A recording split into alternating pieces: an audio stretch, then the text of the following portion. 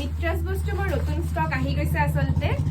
পূজাৰ কাৰণে বহুত ষ্টক অলৰেডি আহি আছে গৈ আছে এতিয়া আকৌ আমাৰ আজি ইয়াত নতুন ষ্টক সোমাই গৈছে কটন জোৰাবিলাক কম দামী যিবিলাক বিচাৰি আছিলে 200 টকাৰ পৰা আৰম্ভ হৈ যাব কটন জোৰা 200 টকা 250 টকা তেনেকুৱা ভেৰাইটিজ আহি গৈছে আৰু এয়া কটন টছ আহিছে কেঁচাপাত কটন আহিছে বহুত কালেকশ্যন আহি গৈছে আচলতে সব খুলি পেলাই পটককে দেখুৱাটো ইমান হেৰি নহয় মই অলপ অলপ খুলিহে দেখুৱাই যাম ভালখিনি এনেকৈ দেখুৱাই দিয়াচোন এনেকৈ দেখুৱাই দিয়ক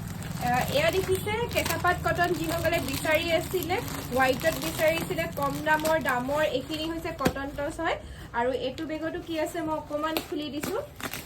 বহুত নতুন ষ্টক যেহেতু সোমাই গৈছে আপোনালোকে বিচাৰি আছিলে আহিব পাৰে এবাৰ আহি পেলাই আমাৰ দোকানত চাব পাৰে চাদৰ যিসকলে বিচাৰিছিল চাদৰো আহি গৈছে আৰু এইখিনি দেখিছে এয়া হাতে